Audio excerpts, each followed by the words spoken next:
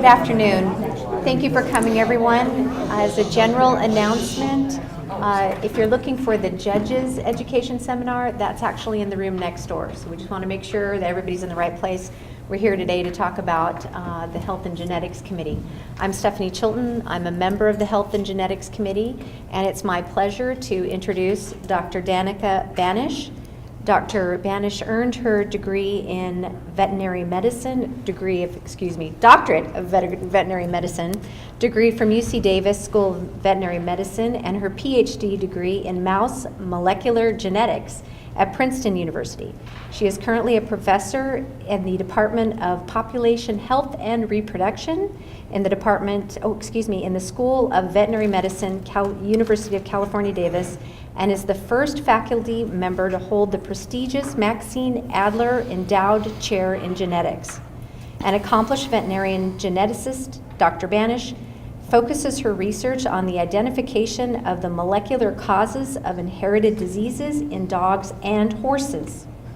By studying naturally occurring diseases in animals, the Banish Laboratory is discovering a triad of significant advances: the development of genetic tests to aid animal breeders, the identification of novel genes and pathways as candidates for human disease, and an understanding of basic molecular mechanisms of disease.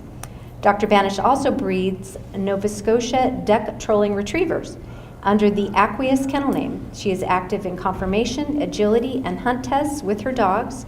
She has owned and bred over 20 champions with numerous agility and hunt test title dogs. With that, I introduce you, and it is my pleasure, Dr. Banish. Thank you. Thank you. We were standing so close together so that the video mic that's on me would pick up what she said. Can you guys hear me? This is the quietest microphone I've ever heard. It's kind of quiet. Well, I don't know that I can control its volume. I could try it without the mic, but the mic is working, right? Yeah. Okay. Yeah. All right. So today I've divided this talk into two parts. So the first part is on some basic genetics, and we'll sort of go over basic principles of genetics. Hopefully that will help you understand the second part, which is when we're going to talk about the French bulldog diseases specifically. So as you heard, my laboratory works on inherited diseases in dogs and horses. I swear I will not be talking about any horses today.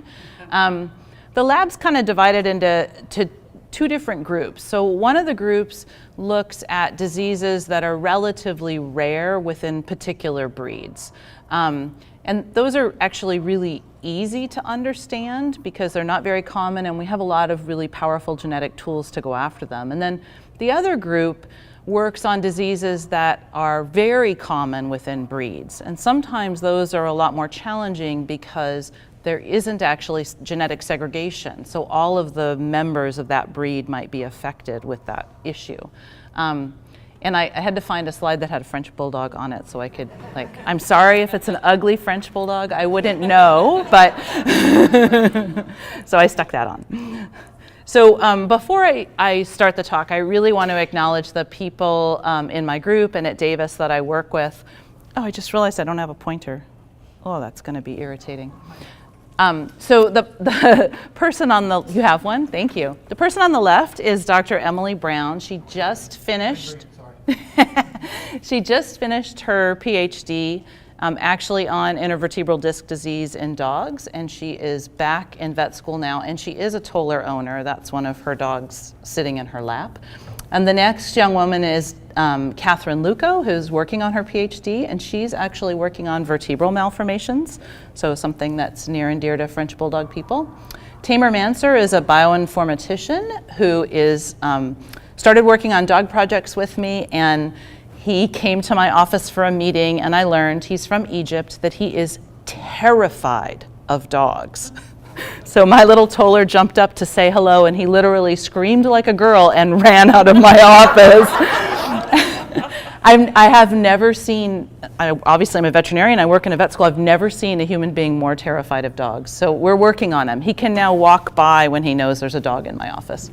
And the last person on your right is Dr. Peter Dickinson, who is a neurologist at Davis and a longtime collaborator of mine. And I'll tell you about this throughout the talk, but his favorite thing is to pose questions that then I spend 15 years answering, which is kind of irritating, but it's also really rewarding. And Dr. Bev Sturgis, who I don't have a picture of, who you guys should really appreciate, because she came to me 5 years ago and said, we have got to figure out what's going on with French bulldogs. And we just don't understand whether these spinal malformations are really causing problems and why they get disc disease. And so she did a lot of really wonderful work evaluating 60 French bulldogs as completely as a neurologist can for all of their issues, and we use those dogs for these studies. Okay, so I said we're going to first talk about some basic genetics principles and then have a question and answer, and then we'll talk about the different French bulldog diseases. So the first thing that we're going to talk about is intervertebral disc disease, and then brachycephaly, glioma susceptibility, which is brain tumor susceptibility, and vertebral malformations. And then at the end, hopefully we'll have time for more questions. So this is a gratuitous slide of my son and one of my dogs, because he's cute. And it reminds me, so the little play structure in the background reminds me to slow down and make sure that you guys understand what I'm telling you. So please interrupt me if you don't understand. I'm sure if you don't understand, someone else in the room doesn't understand as well, and it means that I didn't do a good job explaining it. My son is 11 years old now, and he actually understands quite a bit of genetics, which is scary. Okay, so this is there are going to be a few tollers in this talk, but this is my limited gene pool slide. So those are 3 tollers swimming in the limited gene pool. One of the things that happens when you breed purebred dogs is that there are a limited number of dogs that went into founding that breed. New blood is very difficult to add. You might know this, but we don't get to sort of say, oh, I saw this dog I like at the pound or at the shelter, I'm going to breed him into my French bulldogs. You guys know that, but veterinarians might not realize that. And in the past, location could also restrict the use of sires and further limit the gene pool. So this limited gene pool within a purebred dog breed, whether it's Nova Scotia duck-tolling retrievers or French bulldogs, is something that you can't do anything about, and it is not your fault as breeders. So don't get too excited, because the next 2 slides are things you can do something about and that are your fault, but this one isn't, right? If you're breeding French bulldogs, you're breeding French bulldogs, and they are inbred. There's nothing that you can do about it, and they're not any more or less inbred than any other purebred dog breed. So there's a lot of like, oh, well, this breed is outbred and that breed is inbred, and no, they're all inbred. They're all very, very, very closely related to each other. Although I know that you study pedigrees and you think that they're not that related, they really are at the genetic level. Okay, so this is a joke slide. These are inbred dogs. So while you can't do much about what's there in the breed, you can actually try and improve what you have by selecting for diversity within the breed. So in other words, breeding to unrelated dogs. And that's something that doesn't sit well with breeders because, as you guys probably know, or maybe don't believe, maybe some of you do, line breeding leads to success as a dog breeder. It leads to success in the show ring, and it tends to be that when people outcross, they seem to think that bad things happen.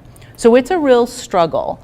It's a struggle to try and find unrelated dogs and not do line breeding. But if there's one thing as a geneticist that I can tell you that would help any breed, it would be to breed dogs that aren't so closely related to each other.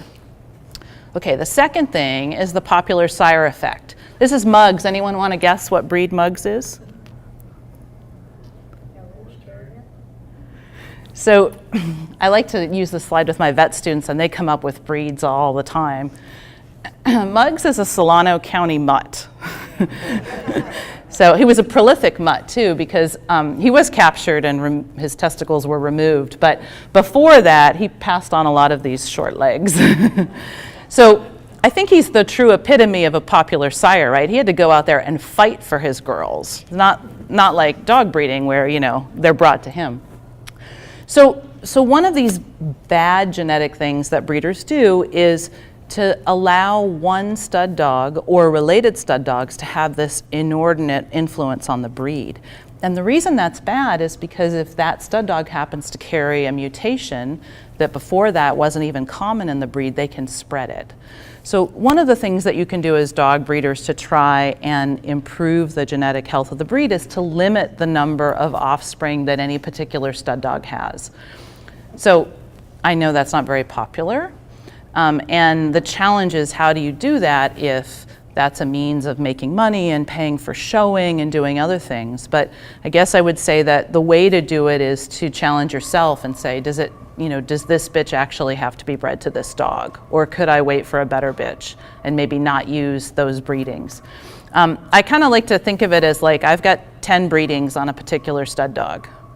And I don't want to use them all in the first couple of years. I want to save them for really nice bitches later on. And so maybe I could limit how many I use. The other thing that you can do as breeders is try and find those stud dogs that aren't used very often, that are sort of hiding in the corner, because that will improve diversity in the breed. Okay, so now some of the genetics terms. So allele means different versions of the gene. Okay, so each dog has 2 copies of every gene, and the dog can have 2 copies that are the same allele. So I'm going to use these black and blue designations throughout the talk. So at the top, there's 2 black alleles, so the dog's 2 copies are identical, and those are called homozygous. Or the 2 copies can be different, and then we refer to that as a heterozygote, meaning that the 2 copies are different. Okay, so although each dog can only have 2 alleles at one time, you could have lots of alleles in the population, and that's actually more applicable to human genetics. In dog genetics, we usually only have 2 versions. We sort of have a good version and then one bad version that's floating out there. So the allele frequency tells you how common that disease allele is in the population. So that type of information is actually very challenging to determine until a mutation is discovered, but once a mutation is discovered, you can determine it. And if you think about a mutation that causes a disease, and the disease is very rare, but let's say you had a DNA test for it. So if it's rare, then it doesn't affect a large number of dogs in the population, and you could use that DNA test to quickly and easily eliminate the disease. If the allele frequency is fairly high and you use the mutation test and quickly eliminate the disease, meaning you take out all carriers, then you're really skewing the population and the genetic diversity that might be there in the same way you might with a popular sire. And so that allele frequency really matters. And if the allele frequency is incredibly high, then you have to be really careful how you proceed to deal with that, because you will be affecting a large percentage of the breed. And we'll talk more about that later. You guys all still with me? Yes. Yeah, all right. Okay, so genotype and phenotype. So phenotype is what you see in the dog. It's what you guys all care about. You look at your French bulldogs and you want a certain type of head, or maybe you prefer a certain coat color. You want long legs, you want short legs, whatever. Whether it's diseased or healthy, it's what you're seeing that you want to select for. And the genotype is the set of genes and alleles responsible for that trait. Okay. So if you think about hip dysplasia, for hip dysplasia, we run, as breeders, a phenotype test, right? We look at radiographs of the hips. Currently, we don't have a genotype test. There's one available right now in Labrador Retrievers, but it's not available for very many breeds where you could actually genotype and try and tell something about hip dysplasia. But there's other diseases, hereditary cataracts, progressive retinal atrophy, where you don't have to do phenotype tests anymore. You can just do a genotype test and know what the dog's status is. Okay, so next we're going to talk about inheritance patterns. So first of all, it's important to know if a disease or a trait is inherited. And in order to predict disease status, or coat color of offspring, or anything else as far as what's going to happen in the offspring, you need to understand what the mode of inheritance is. Okay, so it's how the disease is transmitted to the next generation. There's a really good example of this. I don't think it's offered to French Bulldogs, but there's a mutation test for renal dysplasia that's been offered, and there's no mode of inheritance suggested with the test, or there wasn't when it first came out. So I can't tell you how you would use that test, because if you don't know how it's inherited, then there's no information to figure out how to use it. The barking dogs are driving me crazy. Sorry. I'm so sorry. I'm like, oh, whose dogs are barking? It's the agility people. Okay, so for an autosomal dominant mode of inheritance, affected individuals have one affected parent. There's no skipping of generations, so you would see the trait every generation, whether it's good or bad. And there's roughly equal numbers of males and females affected. Okay. So this is an example of an autosomal dominant trait. Hopefully you guys can see this. So at the top picture on my right, your left, is a Rhodesian ridgeback showing a ridge. So the ridge is actually a dominant mutation in ridgebacks, and periodically, and this is how they figured it out, periodically there are ridgebacks that are born ridgeless. Try and say that 3 times fast. So these ridgeless ridgebacks, I think actually were culled in the past. Hopefully they're not culled anymore. There's actually nothing wrong with them. In fact, they're normal. And the dogs with the ridge are the ones with the mutation. But that mutation is dominant. So if you see a ridgeback with a ridge, you don't know whether it has 1 copy of the ridge mutation or 2 copies. You can't tell by looking at it. The only way you could tell is if you did a mutation test or you bred it enough times and it produced ridgeless ridgebacks. And then you could say, well, it must have been heterozygous and not homozygous. And if you're a ridgeback breeder, you want your dogs to have ridges, so you would want homozygous ridgebacks, right? Because you don't want those puppies born that don't have the ridge.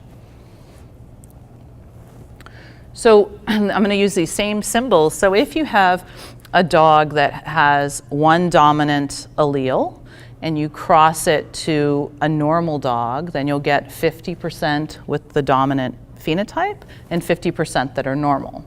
Okay, and this is effectively going to be the same no matter what the mode of inheritance is, but the phenotype is different. If it's dominant, you can see that phenotype with just 1 copy of the black allele, which is the bad allele in this case. An animal with 2 copies of the mutant allele, when bred to a normal animal, produces 100% mutant progeny, phenotypically. So another example of an autosomal dominant trait is I don't know why the geneticists call it furnishing, but anyway, the wire hair allele. Sometimes I feel like they don't read any books on AKC breeds at all before they make up this stuff. So anyway, the wire-haired mutation in dachshunds is a dominant trait. So it only takes 1 copy of the mutation in this gene to see the phenotype. So the next mode of inheritance is semi-dominant or co-dominant. And just like the name indicates, it's kind of in between. So for a semi-dominant mode of inheritance, you can tell when an individual has 1 copy of the mutation, but if they have 2 copies of the mutation, they're more severely affected. The beauty of a semi-dominant mode of inheritance is that you don't need a mutation test because you can tell what the genotype is by looking at the dog. So my example here is this extreme white spotting in boxers. So there's 2 all-white puppies here. Those puppies have 2 copies of the extreme white spotting mutation, and the flashy marked boxers have 1 copy of it. Okay, so you can tell what's going on just by looking at their coat color. Another really good example is Merle, which you guys don't have, right? What? Ooh, okay. Well, okay. People are breeding for it. Yes. Well, it doesn't hide, so how did it get there? It's Okay. another breed. Okay. All right. The example for a co-dominant gene is piebald. Is piebald extreme white spotting in Frenchies? It's something else. Okay. I should have done my Frenchy coat color genetics before I came. Okay, so, but you guys are familiar with Merle, right? You know what it looks like. You've seen Shelties. So in order to maintain Merle in a population, in Shelties, they use tricolor or bicolor dogs that are black and white, or tricolor that have tan. And they breed those to Merle dogs, because if you have 2 copies of Merle, you get a dog that looks like this, which is almost completely white, and they can be deaf and blind. So for Merle, you can tell what the dog's genotype is by looking at him. There are a few rare exceptions to that. They're called cryptic Merles, where maybe you can't find any Merling on the dog's coat, but most of the time it's pretty obvious.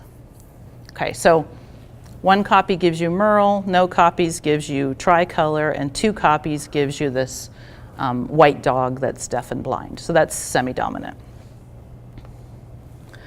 So the same thing as far as the numbers here. If heterozygotes are desirable and homozygotes are not, then you maintain Merle in the population by breeding heterozygotes to normal. And that's what is recommended in breeds where Merle is a desirable trait, that they're bred to normal. If you breed 2 Merles to each other, 25% of the time you get those all-white deaf-blind puppies. And so this isn't the recommended way to maintain Merle in a population. You guys have questions? I have a really quick question. Yep. This is semi-dominance is different than like an incomplete dominance. Correct, it is different. Okay, I just wanted to. So the question was, is semi-dominant different than incomplete dominance? And well, so it's different than co-dominant. Someone, I guess, could call it incomplete dominance. For me, as a mouse geneticist, semi-dominant just makes sense. It's in between. But co-dominant is like, you guys familiar with human blood groups, right? So with human blood groups, co-dominance means that you express both traits equally, which is not the same as having an in-between phenotype. So I just wanted to make sure you weren't saying incomplete penetrance, which is not the same thing. Okay. So incomplete dominant, semi-dominant would be the same. Okay, so for recessive inheritance, hopefully you can see in this picture there's a little chocolate puppy and a bunch of black puppies. Chocolate is recessive to black, and that tells us that if that chocolate puppy existed in the litter, it has 2 copies of the chocolate allele. But it also tells us that out of these other black puppies, some of them may carry chocolate, but we can't tell from looking at them because this is a recessive mutation. So you can't tell if a black dog is carrying chocolate or not just by looking at them. In order to see the phenotype, you have to have 2 copies of chocolate. And I'm sure you don't have chocolate? Do you have chocolate? It's in the same bucket. Okay. I'll be quiet then. Okay, so for recessive modes of inheritance, and this, by the way, is the most common mode of inheritance for inherited diseases in dogs. You don't know that they're coming, you can't tell which animals are carriers, and you accidentally breed carriers to each other and produce affected puppies. So for the majority of mutation tests and diseases that we study in veterinary genetics, this is the most common mode of inheritance. So if you breed a carrier to a unaffected dog, you get 50% carriers, but they all look normal and there's nothing wrong with them. And if you breed 2 carriers to each other, it's similar to the semi-dominant where 25% of them will be affected, or chocolate, which sounds like it's the same thing. So as far as coat color genetics are concerned, buff or dilute is a recessive mutation. So that's shown in the litter of Nova Scotia duck-toling retrievers. It's also shown here in Doberman. I love Dobermans because they have 4 coat colors. But so if you take a black and tan Doberman and you dilute it, you make a blue and tan dog. If you take a black and tan Doberman and you change it to red, you get this red and tan. And if you dilute the red and tan, then you get fawn or Isabella, which is this color here. So those are 2 different recessive mutations, coat color mutations. Do you have those? Okay. A good example in Frenchies is cream. Okay. Cream is a recessive dog that gives you a cream. So In some cases, there are other examples of a non-recessive cream. So one of the things that's interesting about coat colors effectively, it's not quite as immaterial, it sounds like, as in whippets, but you have a lot of coat colors. And when you have a breed standard that allows inclusion of a lot of coat colors, then you can get different alleles for those coat colors, which sometimes can make the coat color genetics that much more complicated. Like if you try to do coat color genetics in whippets or greyhounds, it's very confusing because it doesn't matter what color they are, so they have lots of color variation. Okay, so back over these modes of inheritance. So recessive, you must have 2 copies of the mutation to see the disease or trait. And when 2 carriers are bred, 25% of the puppies will show the disease or trait, and 50% will be carriers. For a dominant mode of inheritance, only 1 copy is necessary to show the disease. And when an affected dog that's heterozygous is bred, 50% of the offspring will be affected. So one more example to try and illustrate this. Some people don't like my little bars and they like letters better, but the phenotypes are shown here as these flowers. So for a semi-dominant or co-dominant trait, the phenotype of the heterozygous state is in between the other 2. Whereas for a dominant trait, it looks like the dominant parent, and for a recessive trait, it looks like the recessive parent. So that was simple Mendelian genetics. Life is never that simple. Coat colors are actually a fairly good example for a lot of these things, and it's actually what I use to teach the vet students genetics because it's something you can see and get excited about. And then they always bring me some mixed breed dog and want to know how it got its coat color, and I'm like, I don't know, because I don't know what breeds it is. But so while most of the time we have this nice, simple mode of inheritance, some of the time we don't have a 1-to-1 ratio between genotype and phenotype.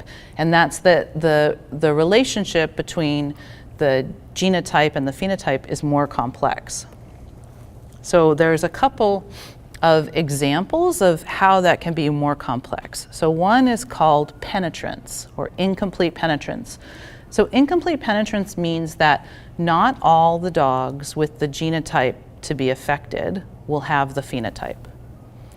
And it's something that happens in genetics all the time. Most human mutations are not completely penetrant, but it's very frustrating for people to sort of think about, like, how could this be that the dog has the genotype, but I'm not seeing the phenotype?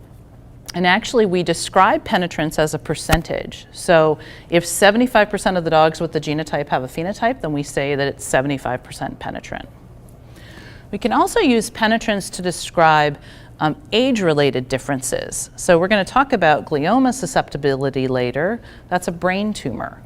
Obviously, if you look at 2-year-old dogs, the penetrance of the mutation is very low, right? Most 2-year-old dogs don't have brain tumors. But if you look at 10-year-old dogs, then the penetrance would go up because over time there's a chance that they could get a brain tumor. Okay. The other oddball thing in genetics is something called expressivity. So this is the degree or intensity with which a particular genotype is expressed. And I have a really good coat color example for that. So it can be a mutation can be variable or it can be unvarying. It can be solid. So the best example for that is brindle in dogs. So this is a fawn Great Dane, and these are 3 different brindle Great Danes. They're all brindle. They all have the same mutation that causes brindle, but they have varying numbers of black stripes.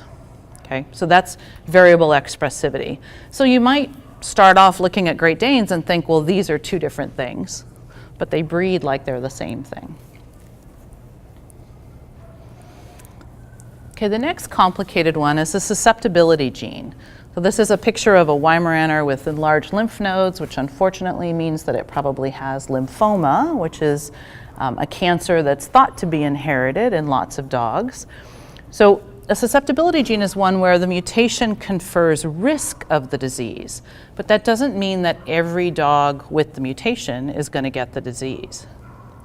So it's not going to explain all the cases, but it'll explain a lot of the cases. But you can have this mutation in unaffected individuals. And so again, this is really important for cancer, where there are susceptibility mutations in cancer. And we're going to talk about one of those. Here we go, questions. So this is my Nova Scotia duck-tilling retriever. You're going to see him a lot in this talk. His name's Pint, and he retrieves the kickoff tee at our home games, which is a very exciting job. Okay, questions on the basic genetics? Are you guys all on top of this? Just one, there's two questions. Well, comment you made earlier about when you have you get the high gene frequency, allele frequency for something,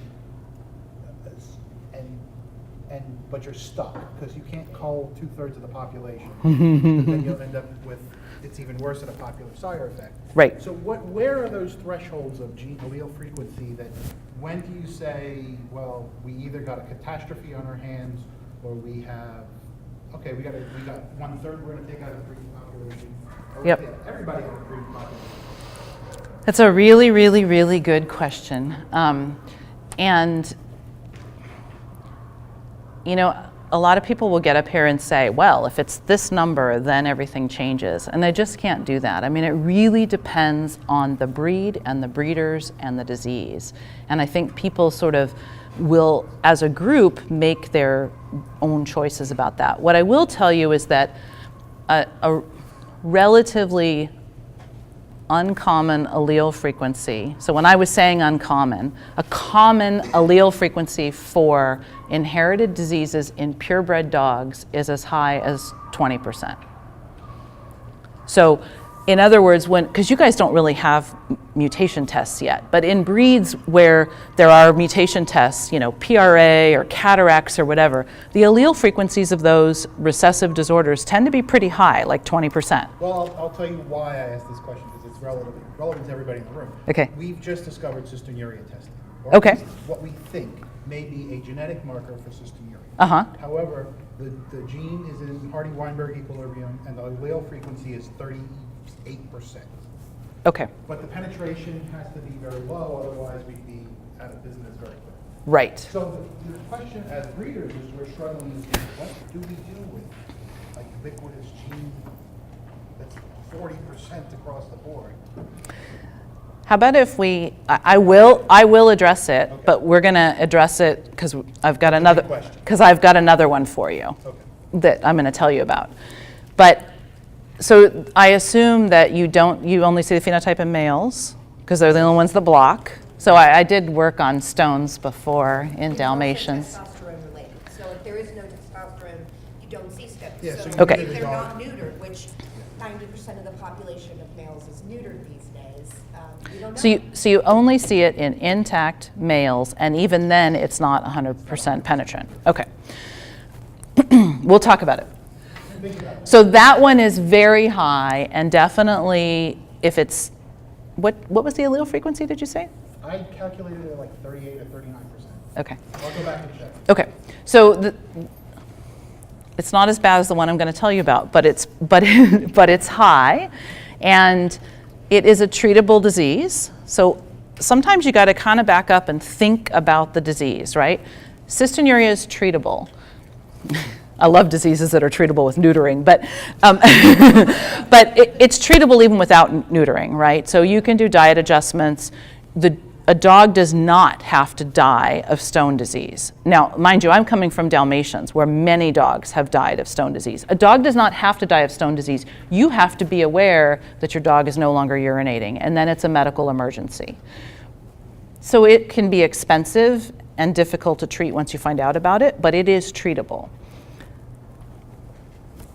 But obviously with a high allele frequency like that, you would be adversely affecting the population if you just got rid of them. It's recessive, right? Yeah. So the beauty of a recessive mutation is that carriers are perfectly normal. And over time, what we would recommend with something that high is that you breed carriers and you either test and replace in the next generation, or you even wait a couple of generations and you just don't breed affecteds anymore. Now, what bothers me a little bit about that is that initially a lot of the testing companies were saying, oh, don't worry about it, don't remove them. And I mean, yeah, because they want you to keep paying for the test. So that's a little bit bothersome. So I actually prefer the breed and replace. And the reason I prefer that is that next year or the year after, when another mutation test comes around, if you haven't cleaned up your breeding program with the test you had, then you're going to have 2 tests. And then what are you going to do? And if you are a Nova Scotia duck-tolling retriever breeder, you have 9 tests. So now what are you going to do? Maybe you should have selected against the PRA back when you had it 15 years ago so that you had a clean slate. So I wouldn't say, I mean, absolutely, you should never be throwing out a dog that's a carrier, or in this case, even maybe a dog that's affected that has lots of other qualities and traits that you want in your breeding program. But you shouldn't ignore it either. You should try and move forward. But I'm going to give you a worse one. So, so was that work done by Dr. Henthorn? She's very good. That's what she said, kind of just what you said. Oh, that's good too. It takes you 15 years. Okay, so I put this slide up here to remind you guys where your breed came from. They came from wolves. So I want you to think about what it took to change a wolf into a French bulldog. Anyone want to start? Line breeding. No, Inbreeding, then inbreeding, then inbreeding. I meant phenotype-wise. Actually, that's not entirely true, because it's more big fat mutations that do a lot, and I'll show you And that's that. the popular sire. Because one dynamic guy takes over the whole population. And breeds. That is a true popular sire effect. What do you think, guys? Okay, so they're smaller. They're smaller than the wolf, so we had to make them small. What else did you have to do? Okay, squish their face, maybe squish it again and again. All right, let's squish it 2 or 3 times. Temperament. Hold on, temperament. So what's the temperament of your breed? What's the temperament supposed to be? Comical, okay. Sound and not overtly aggressive, I assume. I saw that aggression was something you were worried about, okay. I heard screwtail. So screwtail is part of the breed characteristic. Anything else? Coat, right? So this wolf has a longer coat. So you had to shorten the coat. I tried to make the coat colors match. See, I did not want to tackle French Bulldog coat color genetics, right? So you can think about all of those mutations that were needed in order to create a French Bulldog from a wolf. Now, it didn't happen like this. Our caveman ancestors weren't going, oh, I would really like this to look like this, right? It happened more slowly over time, but certain traits like the screwtail is breed defining, and it's breed defining in a number of breeds. So at some point, the mutation arose and someone decided they liked it and they made it into a breed. And we're gonna talk about that. Okay, so from the OFA French Bulldog Health Survey, I got these numbers, so I didn't make them up. Apparently you guys were the ones who submitted them. So 22% of the breed is listed as having intervertebral disc disease, 16% vertebral malformations, and 1% gliomas or brain tumors. And then there was a recent paper, which you might not have seen, by Mailleuse, who is French. So he looked at French bulldogs in France, in Europe. It was just published, and he found that there were 5.5% had IBDD, 0.7% had compressive vertebral malformations, and 0.6% had brain tumors, so about the same. So I want to talk about what this health survey is. They're very useful. I'm glad you did them, but you have to understand that there's a lot of inaccuracies with those health surveys. So first of all, they're owner reported. And despite maybe your veterinarian's best intentions, maybe you didn't completely understand what was wrong with the dog. Maybe you didn't report it accurately. Maybe they didn't explain it to you well. Maybe you couldn't afford all of the diagnostics that should have been done to report it. So when we publish a scientific paper describing a disease, we list the diagnostic criteria. And believe me, no one agrees on the diagnostic criteria, particularly cardiologists. They never agree about anything. So those are real challenges. So that's one thing that's wrong with them. The other thing that's wrong with it is that it's a point in time. So imagine that you fill out the survey for your 2-year-old dog, and I fill out the survey for my 14-year-old dog. Well, my 14-year-old dog has had many more years to live and not get sick, let's assuming it's healthy, than your 2-year-old dog. But you treat them equally in these percentages. They're treated completely equally. So the other thing that's bad about it is it's not years at risk. So these numbers should be based on years at risk. So that 2-year-old dog doesn't get to count very much because it's only 2 and it hasn't gotten sick yet. Okay, so that's what's wrong with the top one. I'm very happy you have it, but it's not exactly what you want to know, which is, or what I wanted to know, which is, if I buy a French Bulldog, what is the chance that it will have intervertebral disc disease? And you guys can't tell me that, and neither can the literature, because we don't know what it is. Now, this study was really good about diagnostic criteria. Obviously, they're neurologists at a vet school. They were really good about it. However, they only looked at the sick French Bulldogs that went to the vet school, which is kind of my problem. I don't see healthy French Bulldogs. I'm at UC Davis, the #1 vet school in the world. I have to say it once, I'm sorry. And we don't see healthy French Bulldogs. We see sick French Bulldogs that are referred up because they had bad disease that their veterinarians couldn't handle. So if I give you percentages in my hospital population, it does not tell you what the percentage in the breed is. So these are also not ideal. The other thing I wanted to point out is on the 16% vertebral malformations, I think you guys probably know, but I'll show you information from multiple papers that says that the majority of French Bulldogs have vertebral malformations. Very few of them cause clinical disease. So how you got 16%, I have no idea. So someone's vet told them that their dog had hemivertebrae and they reported it, and someone else said they all have hemivertebrae and didn't report it, right? Because it should be 95%. This number is very interesting though, that 0.7% have compressive lesions. That tells you how many actually affect the health of the dog. So I think this is appropriate. I do think it's interesting that the glioma numbers are about the same. So based on these numbers, I'm going to start by telling you about IBDD, and I'm going to leave the others till the end because intervertebral disc disease is more relevant to the breed. Okay. I wish I'd known about cystinuria, but okay. So we're going to start off talking about chondrodystrophy. This is a French Bulldog whose owners put this up on the internet. He was seen at our hospital. I know that because I recognize that beautiful floor. If anyone wants to name our new vet school hospital, we're looking for a name. I think it only costs you like $60 million to name it, but if you have the money. The French Bulldog was treated with surgery for a herniated disc. And that herniated disc is associated with this disease that in veterinary medicine we call chondrodystrophy, which is short legs and these abnormal discs. And I'm going to tell you more about it. So this is where you get to thank Nova Scotia duck-tolling retrievers because they really solved this problem for all of the breeds that get chondrodystrophy. They didn't know that, but they did. You guys recognize these? It's a Nova Scotia duck-tolling retriever. Can everyone recognize these breeds, or do I need to tell you what they are? What's the one at the bottom? It's an ugly peak, I'm sorry. Beagle, Cocker, Dachshund, and? Okay, so now we get to talk about Nova Scotia duck-tolling retrievers. It is the longest breed name. The disease I worked on when I first got my job as a professor was hyperuricosuriasia.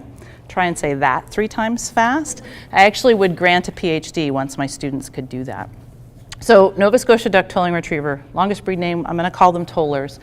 They're the smallest of the retrievers, but they have a pretty decent height range, which is probably true for most dogs. But there's something kind of odd in this breed, and that is there appears to be this Mendelian factor that segregates with height. So this dog in the middle, I'm proud to brag, was a national specialty winner last year. I bred him and I co-own him. He's handsome. He's handsome, thank you. The problem is when you breed 2 of these handsome dogs to each other, you get some of these short dogs, some of these just right dogs, and some of these tall dogs. In fact, this is his brother from the same litter. So I watched this happen as I was breeding them, and it was very confounding. And the thing that adds to it is that the short dogs can have really crooked legs. So crooked that people are concerned about them. So here's a set of pictures of 4-month-old Toller puppies. They're loosely related to each other. And this dog has relatively straight legs. Hopefully you guys can see over there. This one, well, they're starting to get a little funny looking maybe. This one's definitely funny looking, and certainly this one is. And so the breeders would contact me and say, look, I have this Toller puppy with chondro and I'm really concerned about it. And we looked at lots of dogs and radiographed lots of legs, and the problem was when we looked at these dogs, they weren't completely normal. So as a geneticist, you do one thing, you bin dogs. You go diseased, not diseased, diseased, not diseased. And that really wasn't working very effectively. And I'll show you why when I show you the radiographs. So at the top is a lateral radiograph of a forelimb of a Nova Scotia duck-tolling retriever. And you don't have to see much other than that it's straight. And the bottom is the same radiographic view of an affected puppy. So it's very crooked, there's bowing of the radius, it looks very abnormal. So those are pretty clear, right? The problem is then we get dogs like this. This isn't normal if you're a veterinary radiologist. This isn't normal. It has cranial bowing of the radius. It's not straight. So we decided that the way to tackle this was to look at the extremes. So we'd look at these guys and the guys on top and try and see if we could find a genetic signal. Whoa, I did not know this was a fancy slide. I hate graduate students. Okay, so I don't like things flying into my slides. It's very popular. So this is the result of something called a genome-wide association study. So we took 13 of these severely affected Toller puppies and compared them to 15 controls. And we looked with genetic markers across the genome and said, where is there a statistically significant difference between the cases and the controls? And it came up on chromosome 12. You might not know this. Dogs have lots of little itty-bitty chromosomes. So there's 38 chromosomes plus an X and a Y. And this hit was on chromosome 12. That's great. We finally found an answer, and the way to go about it was to look at the extreme dogs. But the problem with that, and this is kind of a problem in Tollers, they are highly inbred, and that is that the region on chromosome 12 where this association was huge, and there were lots of genes there. So for many years, I'd get a new student and they'd sequence a gene and they wouldn't find anything, and then they'd sequence another gene, and then we developed these tools where we could do whole genome sequencing in dogs all the time, really easily, and we still didn't really find the mutation. So I thought, well, you know, there's lots of breeds that have short legs. And we know a lot of the mutations that cause those short legs, but we also know that there are dogs that have short legs without those mutations. So maybe the Tollers share something with those other breeds. And so we looked using the same genotype data. And what we found is that the exact same region where the Tollers were, all the affected Tollers were homozygous, was also homozygous in our breeds that you guys named before. And there's something else that's really classic about those breeds, is that they're the breeds that are defined as having chondrodystrophy. So not only did they share this region of homozygosity, meaning that they had the same versions of their two chromosomes, they had the exact same DNA sequence as the Tollers. So it's not shared by chance, it's shared because they have the same phenotype. So we thought, well, if we have accidentally stumbled upon the chondrodystrophy locus, which is something that as a veterinarian you learn about and we talked about for many, many years, then we should also be able to find this region if we look at dogs with intervertebral disc disease. So we collected dogs from our hospital population that had intervertebral disc disease. So this was based on surgery or mineralization of multiple discs. And we said, well, we don't want to look at these breeds necessarily. Let's do mixed breed dogs and any dog that walks in the door that has IVDD. And we'll compare those to control dogs. And guess what? It's the same spot on chromosome 12. So now we know that this not only causes short legs, but it causes IBDD, and it looks like it's the chondrodystrophy region. So, excuse me, I'm sorry.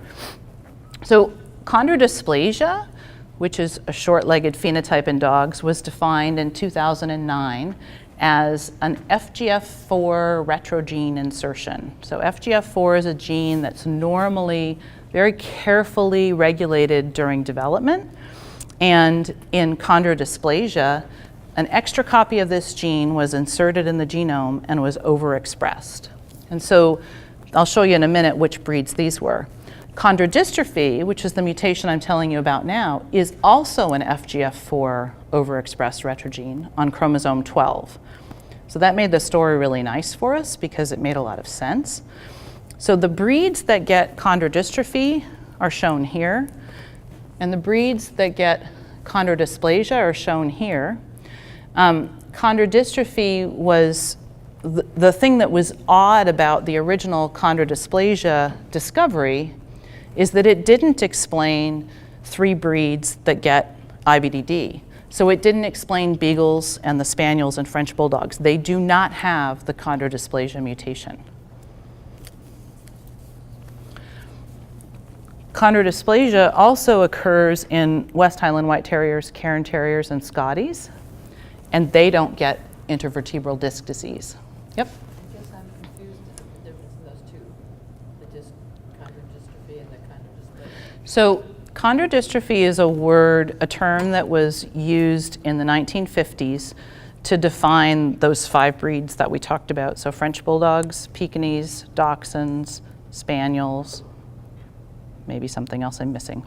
And what happened is that those breeds were presenting with paralysis, and Hansen, who was a good Swedish scientist, studied them and found that they had abnormalities in their discs and their legs. So chondrodystrophy is defined by that work. When the researchers found this mutation for what they call chondrodysplasia, they made up the word chondrodysplasia. So chondrodysplasia effectively just means that chromosome 18 mutation.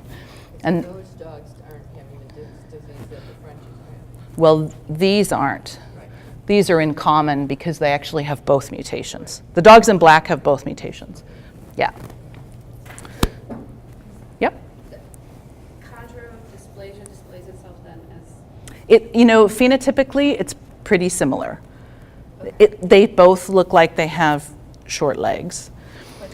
Some of them are more severe. Some of them have more valgus. The whole foot turning out thing is not really associated with it. It's more the radius and ulna being short. I'm going to maybe show you some more pictures to clarify that. The Nova Scotia that you were showing that was extremely deformed. Yes. That was just chondrodystrophy. That was just chondrodystrophy. Yes. Clarify.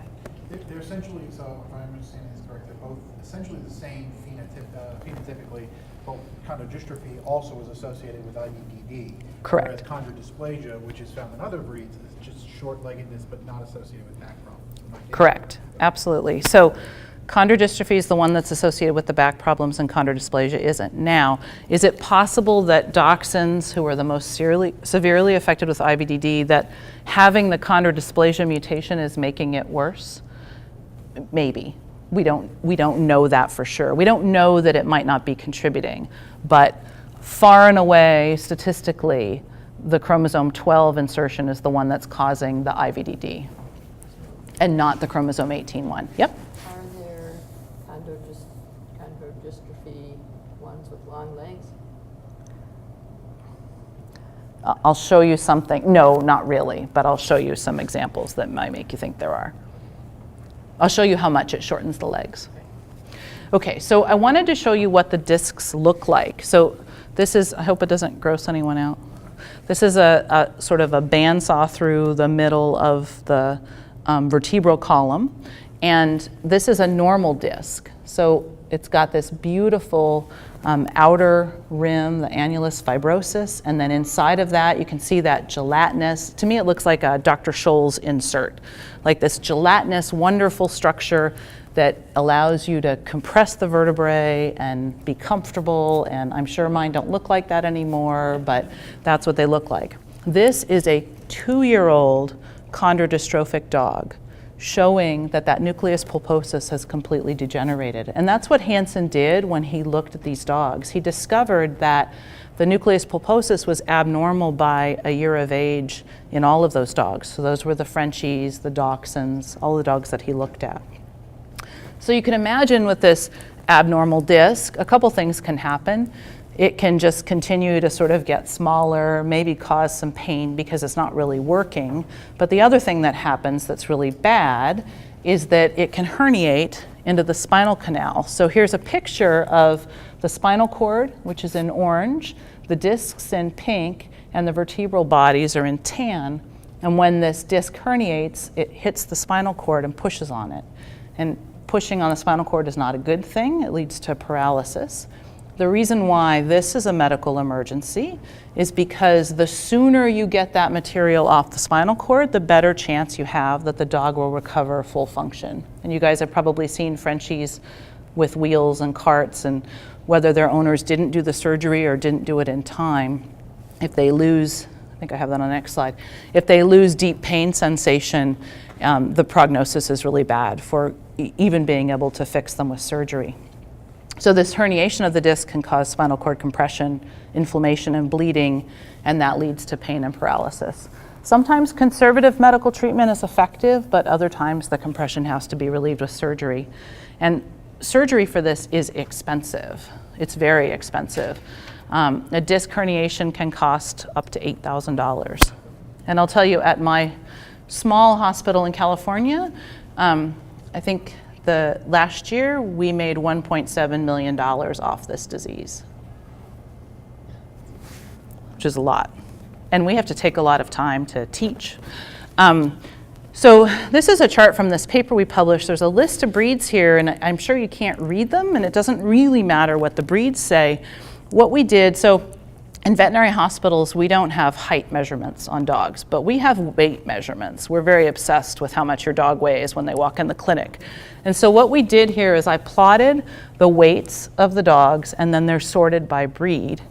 And green is normal, 2 normal copies, red is 2 mutant copies for chondrodystrophy, and blue is a heterozygote. And what you can see is that the mutation occurs in smaller dogs. In fact, it may define some of those smaller dogs, and it's relatively uncommon in larger dogs. So this sort of gets at the question of, do they have shorter legs? Except we weren't measuring height. And I'm going to address it a little bit further here. One thing I want to point out on this slide, though, is that there aren't very many breeds that are all red. A lot of the breeds have this mutation segregating, like the normal copy is there in the breed. So here's the height thing that we did. So the nice thing about the Tollers is that they segregate for this really nicely, like all the show dogs are heterozygotes. They segregate nicely. We took male dogs, so we took out the sex, because you know males are bigger than females, so these are male dogs. We took their agility jump heights. So the reason we did agility jump heights is, at least in Tollers, everyone's trying to measure down, and you don't have to worry about one person who stacks the dog up well and one person who can't get a height for you. So we just went with the agility heights. They're fairly consistent in that agility judges are doing the height measurements, and they're all doing them relatively the same way. And so what we found is that dogs that had 2 copies of chondrodystrophy had this height variation. Okay, so the inches are here, 17 inches at the shoulder, 18, 19, 20, 21. Dogs with 1 copy are here, and dogs with no copies are here. So effectively, it looks like each copy of the mutation is shortening the legs by about 1 inch in a 19-inch dog, right? So in a Frenchie, that would be quite a bit less. The problem is this is the ideal height for a male Nova Scotia duck-tolling retriever. So you see most of them would be heterozygous, some would be homozygous mutant, and some would be normal. Right? So that's a problem for them as a breed. What's the allele frequency? 0.7. Shh, stop it. Okay, so I don't want to talk about them. 0.7 in which direction? 0.7 for the mutation? Yeah, so there's, yes, 0.7 for the mutation. Okay. Okay? Yeah, they're not happy. to say the least. Okay, so here's our short-legged dogs. Actually, it's really cool because I stole these pictures from Purina. Thank you. So there's our short-legged dogs. I made the dachshund bigger because it's grossly overrepresented as far as disc disease is concerned. And if you look at these dogs, all of these get intervertebral disc disease, and those are all the breeds that have the mutation. Not necessarily homozygous, but where the mutation exists. And these 3 breeds, which effectively don't get intervertebral disc disease, very rarely have the mutation. Okay, so So what do you do? oh, hold on, I'm getting there. I'm going to tell you your allele frequency. Okay, so the normal version of chromosome 12 exists in a lot of these breeds. So poodles, chihuahuas, actually the corgis and the bassets. So they could select against chromosome 12 and work towards making dogs that appealed to them but didn't have intervertebral disc disease. Also, you can make short legs without intervertebral disc disease if you use the chromosome 18 retrogene. So some of those breeds, like the Coton du Tuileries, has a high frequency of 18 and a low frequency of 12, and if they just get rid of the 12 and keep the 18, then they'll have the look that they like. And these aren't the only things that affect bone and leg length, right? I mean, French Bulldog, Beagles are virtually homozygous for this, we believe, and yet they come in 2 different heights. I mean, they come in 2 different varieties of height. So obviously there are other things that can influence height. Is there a difference between 15-inch beagles and 12-inch beagles? I don't know yet. It's a good question. So the only beagles that we had to sample were from our hospital and 1 laboratory beagle. And the laboratory beagle was a heterozygote, but I'm not sure that it was a purebred laboratory beagle. There is no purebred laboratory beagle. I'm not sure that it was a purebred.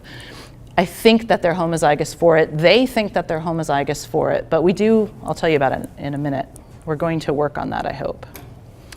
Okay, so we talked about mode of inheritance, so let's talk about mode of inheritance here. The chondrodystrophy mutation on chromosome 12 causes dominant susceptibility to IVDD. I'm not sure that I pointed that out before, but when we did that study with the mixed breed dogs, and even in tollers where we found dogs with IVDD, plenty of those were heterozygous for it. So that's the really bad news, is that it's dominant. The reduction in leg length or limb length is semi-dominant, right? So I showed you that chart with the tollers. 2 copies makes you shorter than 1 copy. Okay, so this is Pint again. I told you you're going to keep seeing Pint. This is Pint and Maddie. So Pint's owned by me, and Maddie's owned by Dr. Dickinson, who's the neurologist who worked with me. Maddie's the only dachshund we found that was heterozygous. Now I know you guys won't like her coat color because she's an ugly little blue-eyed merle. I don't know if she's really a purebred, but phenotypically she certainly looks like a dachshund.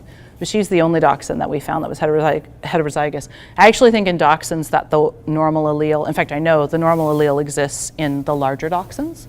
Whether it exists in the miniature dachshunds, I don't know. So the vet genetics lab at Davis is offering both chondrodystrophy and chondrodysplasia tests right now. But I will agree with you that it is a challenge to know what to do about whether you should run those tests or not, and I think it depends on your breed. So here I'm going to give you the numbers for the French Bulldogs. Remember that 22% had intervertebral disc disease based on your health survey. I tested 73 French Bulldogs from my hospital population. They are not healthy. There are no healthy French Bulldogs that come to UC Davis. I guarantee you, right? My town has like 20 people in it. None of them own French Bulldogs. So there are no healthy French Bulldogs. And out of those 73, 63 were homozygous, 1 was wild type, and 9 were heterozygous. So that is the very bad news, but I think that that may not represent healthy French Bulldogs.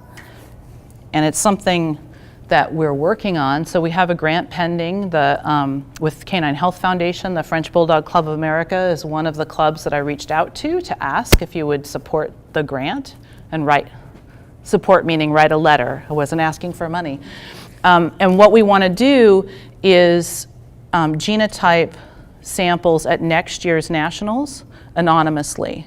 So we just take samples from all the French Bulldogs that we could and run the genotype test and tell you what the allele frequency is in your breeding population that matter to you, right? I don't know that with this information you should go out and start running this test. I just think it'll make you very sad, at least until we find out how common it is. But there's a, not every toller, even 70% allele frequency, not every toller is crippled, and not every toller has IBDD. So there's a penetration that you have to take into account before we start running out and testing these things. If the penetration in tollers is 5% or 3% or 1%, and that penetration depends on another gene, then yes, you're right, this is a great test, but it's not going to be indicative of symptoms. So the issue is, how often do dogs with the mutation get the disease? And one would argue that in French Bulldogs, it's pretty high if these numbers are correct. But remember, I showed you that the neurologist said it was 5%, right? So somewhere between 5 and 20%. I don't know how high it is in French Bulldogs. I don't know how high it is in tollers either. They certainly, I mean, when we run the numbers on our hospital population, in 20 years we've seen 20 tollers. 4 of them had IBDD. I mean, that's not enough dogs to make any sort of statement about how common it is. I think, based on some similar surveys that we have in tollers, that it's less than 5%. But the added problem here, What's the health survey number for tollers? we don't have an OFA health survey. We have a very old Canadian survey which said it was about 1.5%, and we have a UK survey that says it's 8.5%, depending on what you think back problems are. They do have type 1 disc disease. They definitely herniate. You know, you wake up and your toller's paralyzed the same way you see in French Bulldogs. It's similar disease, but that doesn't mean that's the only back disease that they have. So we don't know. We don't know what it is in French Bulldogs either. Yep. Like get emergency vets all over the country to give you the statistics, because that's when they, you know, it's almost like always when there's a problem like this that they're taking the emergency route. Right. So we have those numbers. We know, like French Bulldogs are the number 2 breed for IBDD. All that would tell us is what the breed distribution is amongst IBDD cases. And it's Dachshund number 1, French Bulldog number 2. We know that.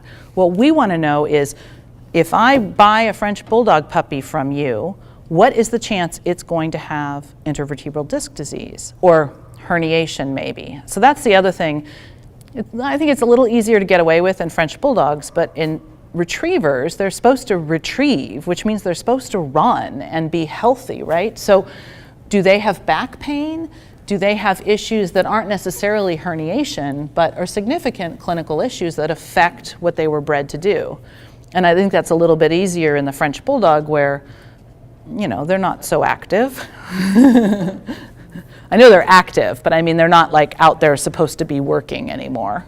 And I struggle, we have the same problem with the system hearing, the same question popped into my head, is how does an allele frequency get so high? If it is such a horribly debilitating disease, why hasn't there been any selection for this in the past 150 years of the breed? Why hasn't it? Because you selected for it. So here's a bulldog that doesn't have chondrodystrophy, and here's a French Bulldog, and it's shorter. It's shorter, it has bigger ears. You selected for it. I get that, but if there is a deleterious effect from that selection, Yeah. that would have come out. We didn't ever select for malaria. There's a deleterious pathway to get there. You know, it's interesting. I mean, back when Hansen did his work, it was a known thing that this is what happened in French Bulldogs. So back in the 1950s, it was happening. We just decided it was okay. I think you did decide it was okay. I think in tollers, I think there's some thought like, oh gosh, maybe you should select against it, but if the dog doesn't get disc disease till it's 7 years old, then it's already been used for breeding, and that may be true in French Bulldogs. We States. So now we have a much larger population that. Right. And those dogs who will not be at the national specialty next year, right? Yeah, so whatever. I'm funded by Canine Health Foundation. I don't know what their rate is. And I can't tell you in our hospital population. I mean, I know some of them are show people because they're the ones who invite us to give talks at the regional club. And, I know some of them are, and some of them are obviously pet people. And I don't know where they got their French Bulldog from. I'll never forget arguing with someone who sent me a sample when I was working on stone disease in bulldogs. He sent me a sample from a miniature bulldog. And I said, there is no such thing. And he insisted that he had registration papers. And I said, well, maybe your dog's a small bulldog and you have AKC registration papers. No, I have AKC registration papers that say I have a miniature bulldog. Well, I'm like, can you please fax me a copy? And they were like, like my son made up the AKC and gave this guy registration papers, and he was sure that he had an AKC registered miniature bulldog. So anyway. There used to be a breed called a miniature bulldog between 1895 and 1905. I was not alive then doing research, but thank you. So let's get back to what to do at the end, and let me go through the other things really quickly just so you have that information. I don't think it's as negative. So I started with the worst. So here's sort of the history of brachycephaly. These dogs, the brachycephalic breeds, are related to each other. We know that French Bulldogs and Boston Terriers came from sort of a modern type English Bulldog, and that Boxers were kind of an offshoot, and there was sort of this ancestral Bulldog. But they all share this brachycephalic head phenotype. So I told you that Dr. Dickinson, the neurologist, would bug me in the hallway. It's been 15 years of research later, but he said, we have got to figure out why these breeds get brain tumors. It's the most important thing in veterinary medicine, and you have to figure it out. And I said, well, how about if we figure out why they're brachycephalic first, so that we don't confound that? And so we did that experiment. So we did the same sort of genome-wide association where our cases were brachycephalic breeds and our controls were non-brachycephalic breeds. And we mapped canine brachycephaly to canine chromosome number 1. And recently, ooh, that's weird. Recently, there was, I swear, something else here. Recently, Jeff Schonenberg's group found a mutation that they think is responsible for this in a gene called SMOC2, which is involved in craniofacial development. So we know that the major brachycephaly locus is on canine chromosome 1. There are, I'm sure, modifiers of that, but the major one is on chromosome 1. Oh, there it is, sorry, the other paper. So now that we know that brachycephaly is on 1, then we can come back and say, okay, well, where is glioma susceptibility? And so in order to do this, we took these 3 breeds as cases. We also took samples from dogs with brain tumors of all breeds. And we used as controls brachycephalic breeds like the pug that don't get brain tumors, okay? And when we did that, we found, I was going to show you some pictures of French Bulldogs, I'm sorry. So this is a French Bulldog with a brain tumor. I can tell that because of the suture lines on his head. And these are MRI images before and after surgery. The center where I work is the Center for Companion Animal Health. And actually all of the work I'm talking about was funded by them, but they definitely really care about French Bulldogs. And they did fund this work along with our cancer center. Oh, I'm going to tell you about more stuff before the GWAS. So glioma frequency in dogs. So most of the brain tumors that we see in clinical neurology and oncology are in these 4 breeds. So this is the percentage that these breeds are of our hospital population, and this is the percentage of the gliomas that they are. So 50% of the gliomas occur in those 4 breeds, but they're only 3.8% of our population. So this is why Dr. Dickinson kept saying to me, you've got to figure out why this is. Like, we only see this in these breeds, and we want to know why. So here's the genome-wide association, and the association went to chromosome 26 in dogs. So it wasn't the primary brachycephaly locus, which we didn't think it was, but we knew where that would be. And we knew that it was on 26, and there was something particularly remarkable about it. One is that there was a region, so this is looking at how common there is variation in the breeds that get it. And right around this locus, in those 4 breeds, there's homozygosity, so there's very little variation, so maybe they were selected for. This is a pug dog for comparison, where there's lots of variation across that region. When we looked at the haplotype frequency, I told you that those 4 breeds are homozygous, so obviously all of their gliomas are homozygous for this area. The breed's homozygous, the gliomas are homozygous. But if you look at these red bars, in other breeds where this region segregates, we find that the frequency is very high in the dogs with brain tumors. So the interesting thing about this is those aren't breeds that have brachycephaly at all, which is why we don't think that this glioma susceptibility locus that we've defined is contributing necessarily to a phenotype that you desire as breeders. We don't know for sure because it doesn't segregate within the breed, but we don't think it is. So I suppose that means you could get rid of it if you wanted to, but it's homozygous, so that would be very hard. Those are the odds ratios.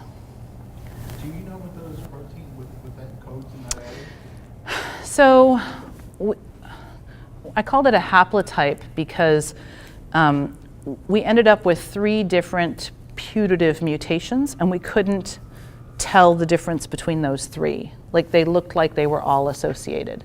And we don't necessarily know which one is ultimately responsible. We each have our favorites. But What do they encode for anything? there's a lot of work and information. So one of them is a purine receptor that might be involved in trafficking nutrients. The other 2 are both highly expressed in gliomas in people. So there's definitely signs that they're relevant. So although you can't really breed it out of these breeds, this is Dr. Dickinson's idea of mixed breed dogs. You could actually select against this in mixed breed dogs and other breeds where it occurs less commonly. Okay, so I'm not focusing on it because I don't, it's not that common in the breed that I think that it's something that, you should think about trying to get rid of, and there's nothing you can do about it. One question that came up is whether we could figure out why some of the dogs form the brain tumors and others don't, which is really interesting scientifically. The problem is collecting those samples is virtually impossible because you have to wait till the dogs die of natural causes and have already collected a sample and then say, okay, it didn't have a brain tumor, right? So that's a real challenge. It's easy for us to get the dogs with brain tumors. It's hard to get the dogs without brain tumors, but we could try and look at that. Okay, so for the vertebral malformations, we're looking at the screwtail breeds. So bulldogs, Boston Terriers, and French bulldogs. And they all get vertebral malformations. They all have a similar phenotype of the screwtail. It's maybe a little bit less common in Boston Terriers. The vertebral malformations in French bulldogs occur in almost all the dogs. And I think you guys have done numerous studies radiographing French bulldogs over the years and looking and finding that indeed, they all seem to have them. But the ones that are associated with clinical signs are incredibly rare. So the good news is it doesn't seem to cause clinical problems. Now, because it's confounded with the IVDD, I think a lot of neurologists thought, well, the reason why French bulldogs have intervertebral disc disease is because of these vertebral malformations. But we know that that's not the case even before the chondrodystrophy discovery, because multiple neurologists did multiple studies showing that it wasn't a disc next to the hemivertebrae, that they were really independent of each other.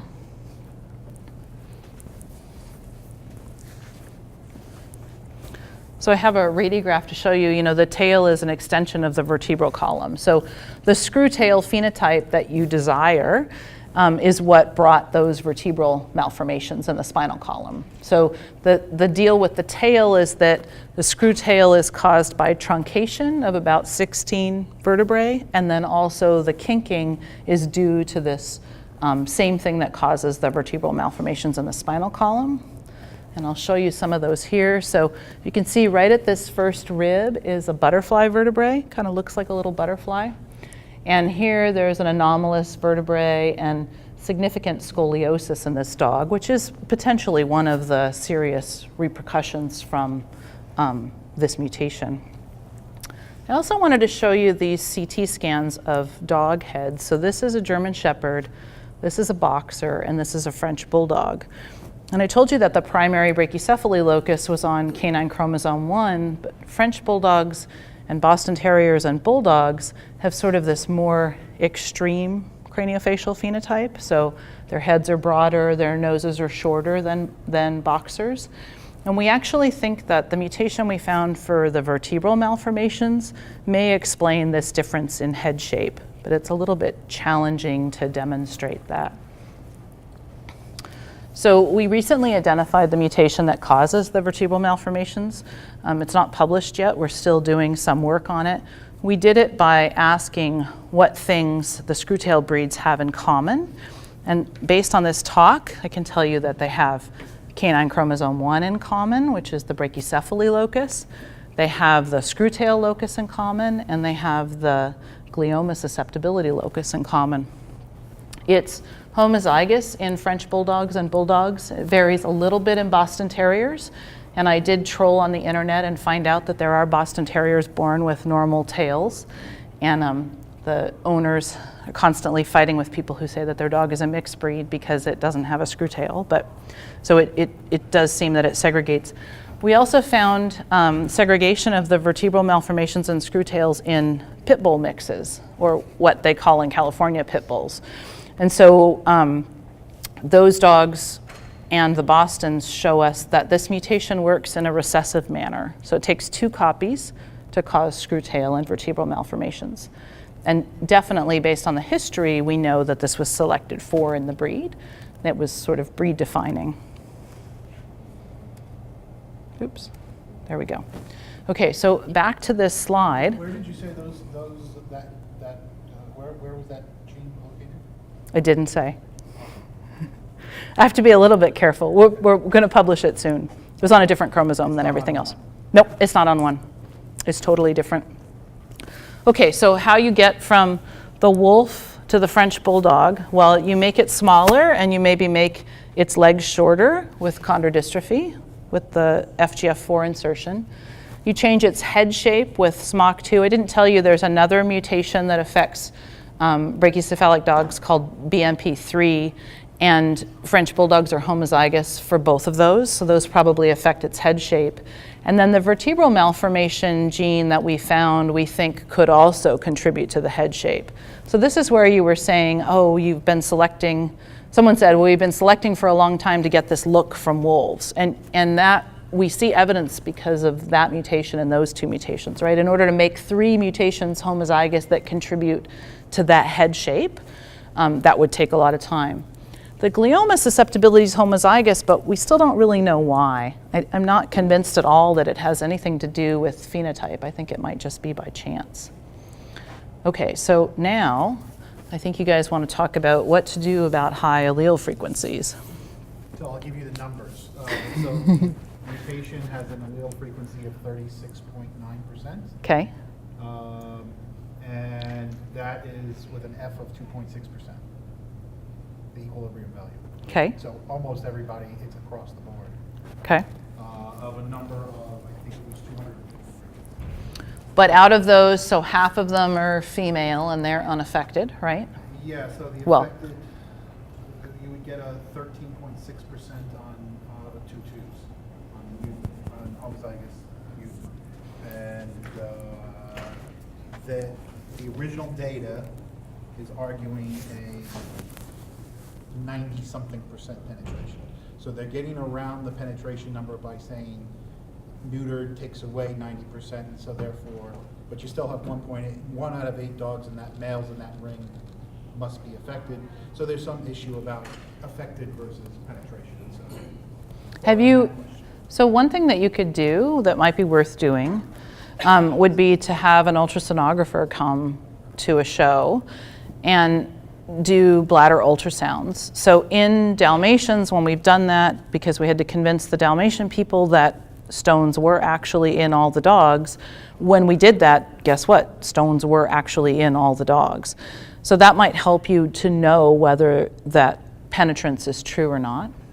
I know 0.38 sounds really high, but for a recessive disease where you only have to worry about the phenotype in males, it's not that bad. It's not that untractable, in my opinion. I mean, is Penn offering the test? Yes. Yeah, okay.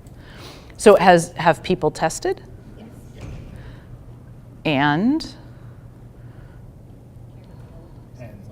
And it's high, and now you're on a witch hunt, and it's bad for everyone. Okay, yeah. I've been there before. And just as a clarification, this is a disease that nobody in this room had heard of before 2 years ago. Yeah. Well, I got, One or two of us may have. okay. And I understand that is probably the biggest challenge, because that's the challenge with the tollers and IBDD.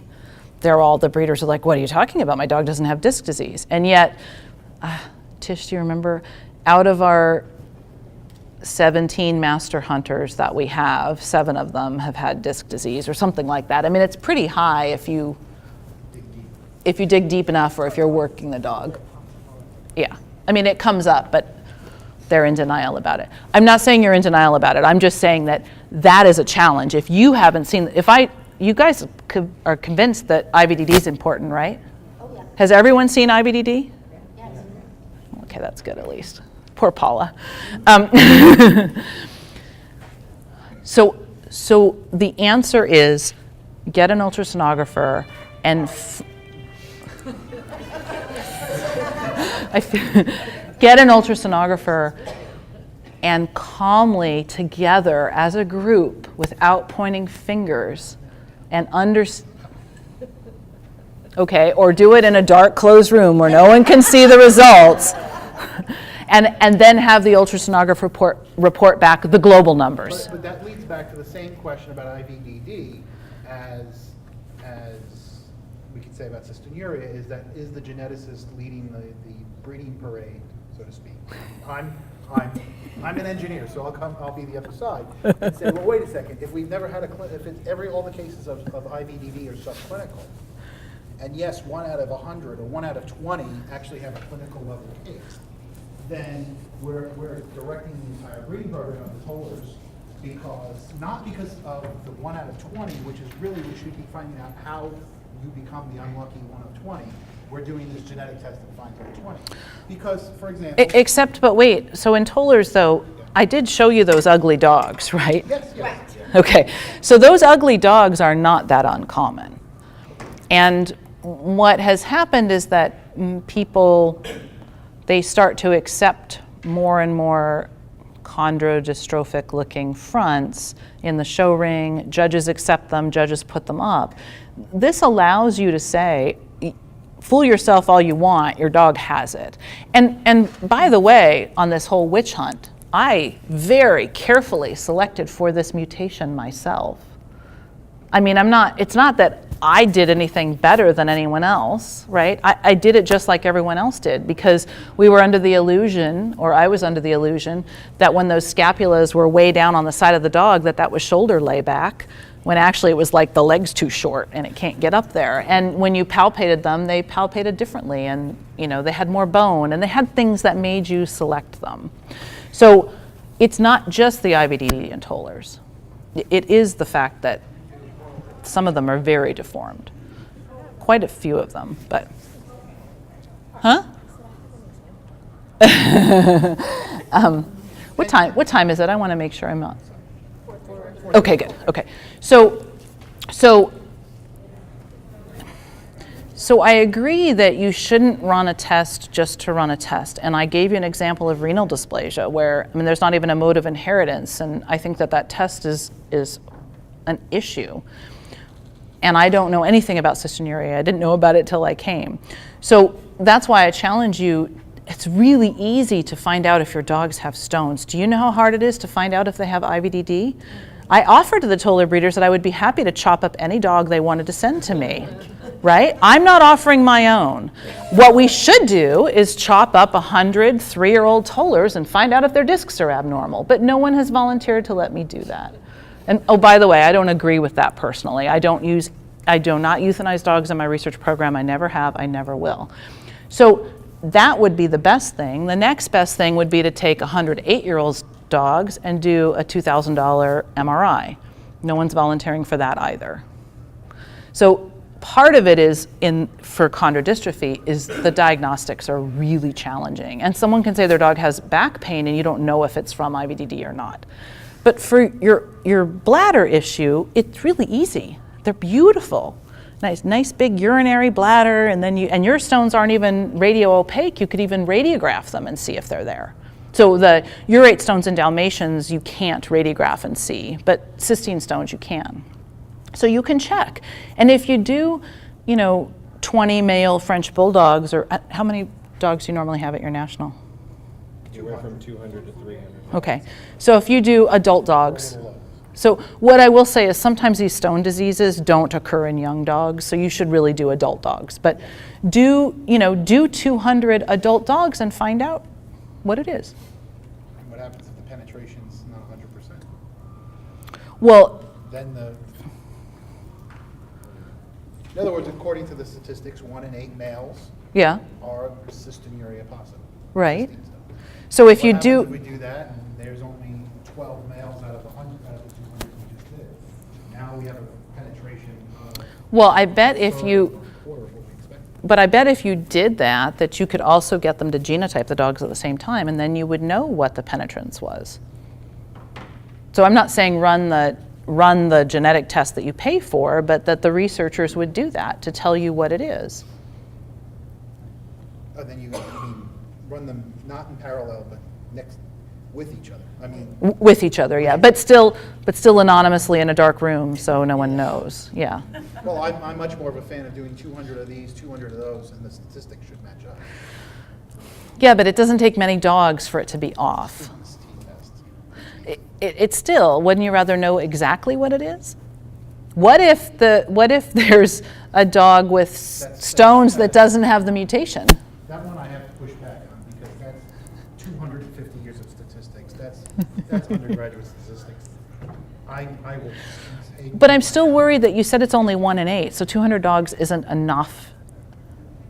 Well, but again, statistics tells us exactly the right number. Yeah, but they're dogs, right? I mean, On different foods, on different. yeah, I mean, I mean, why would you? Genetics have nothing to do with food. So if 1/8 of the dogs are No, but stone 1/8 of formation, the dog should be. but stone formation does have to do with food. It's definitely, I don't know that much about cystinuria, but it's definitely influenced by food.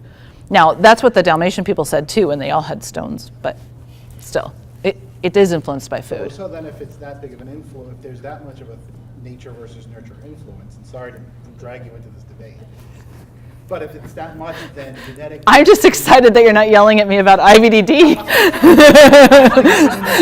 role in breeding, because then it's a matter of feeding your dogs right, and I'll never get to see a cystine stone in my life. And I could breed around it by carefully testing, and I don't. Yep, get to do and the entire Dalmatian breed was created that way.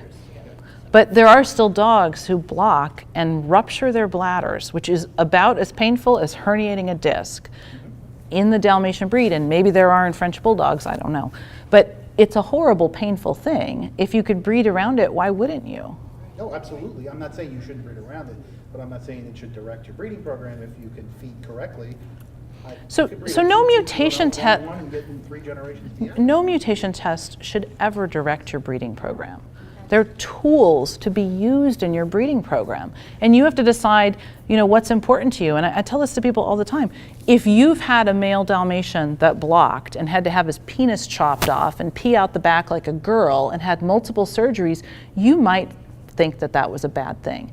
And if you haven't, if it's never happened to you, you might think these people are crazy. I make my Dalmatians drink lots of water. I can give you all sorts of tips to get rid of stones, right? I make my Dalmatians drink lots of water and it's fine. So it is relevant with what your own experience has been, definitely, and what your breeding program is about. And, for me, IBDD is a huge deal because I run my dogs in master tests, and they have to be sound, and it takes a long time to train a toller to do master. It's not like a lab where they come out running in straight lines after birds. Like, we have to work really hard at it. So by the time I get my dog trained and I go to the Master National and now his back hurts, it's really bad. So absolutely, they're just tools. And I don't think any breed club should be mandating or dictating genetic testing. I think it's up to individual people to decide what to do. But what often happens is that the show people want to ignore the health, right? It's the pet person who has the unhealthy dog who's like, why didn't someone do something about this, right? And the people who are showing are thinking, I want to win, I don't care about that, I really want to breed to this dog, I don't care if he's a carrier, I don't care if, I'm not going to test my dog and find out if it's a carrier before I do the breeding. That's an issue, when you're more concerned about winning than health. So Yep. This chromosome, but let's get back to the nitty gritty of like this chromosomes. Is there anything you can do to change the chromosomes? I mean, So my concern about IBDD in your breed is that if you select against it, you're going to get dogs that phenotypically are unappealing to you. So Boston Terriers have, as far as I can tell, all of the same mutations that French Bulldogs do, except for chondrodystrophy. And you guys all know the difference between a French Bulldog and a Boston Terrier, right? I mean, phenotypically, there's a big difference. And so, when they invited me to speak, I was like, oh, I don't really have an answer. I don't know what to say. saying that if we change the look of our dog, we could get rid of the back problem? I mean, what has to do with the length of the Sure, I could genetically, yeah, I could genetically engineer a dog to get rid of chondrodystrophy and add chondrodysplasia, and it would look like a French Bulldog and it wouldn't have disc disease. Yes, you could. But FGF, the 18 insertion currently doesn't exist in French Bulldogs, so it means bringing it in. So you have to outcross to something else and then breed it back. Outcross twice and then breed back to French. So you're not talking about something that can be done in any way quickly? No, no. Not without going. And I'm not sure, and this is my concern, I'm not sure that I completely have a handle on what the chromosome 18 dogs look like. So you guys maybe could tell me better, but is a Westie or a Cairn, I mean, it's hard because they have wire coats, but if we could find a dog that was homozygous for chromosome 18 and you could look at it phenotypically and say this would be acceptable. I don't know that that's the case because I'm not so sure about what they look like. Yes, their legs are shorter, but maybe they don't have the same other things that you like. The angles of the front and rear of a Westie and a Scotty are very different from a French Bulldog, and so the layback and the. Well, I'll also tell you another concern, temperament is very different as well. And when you go about Sure. changing even from Boston to Frenchie, temperament is very different. And But those- that's a concern. But those other things you would back cross. So that's like the Dalmatian stone thing, right? So you take one pointer dog and you back cross it to Dalmatians and you turn it into a Dalmatian without the stone problem. So you would have all those temperament things would be there available for you to pull. I don't think they're due to this Yeah, mutation. what she's saying, if we could magically transfect the gene, the mutation, from a Westie into a Frenchie and magically transfect out the mutation from chromosome 12, That it you might, have the brachius, the chondrodystrophy of the Westie in the Frenchie, which would give you a similar look. But the problem is we don't know if that would even work, and you'd have to literally gene splice in. Well, far you- beyond our capabilities. we could do it by breeding, but there was a question in the, yes, there was a question in the back? No? Did you give up? We're from Australia. Oh, could you understand me? Our vet is Dr. Karen Hedberg. I don't know if you've ever heard of her. She is, let me get the correct title. I'm having trouble hearing her though. She is the chairman of the AMKC Canine Health Committee. Uh-huh. And I would like to know, are you connected with the AKC Health? Is there a health committee here in this country? There is an AKC health committee, and I'm not on it. They don't like me very much. No, that's not true, actually. They like me a lot. Sorry. The health committee likes me a lot. It's the other. Okay, so your particular findings that you've shown us today, where do they go? Who do they go to? So things are a little bit different in America. We don't control what people do here as much. So in Europe, for example, there are laws in the Swedish Kennel Club, for example, that you can't breed dogs that carry certain mutations and things.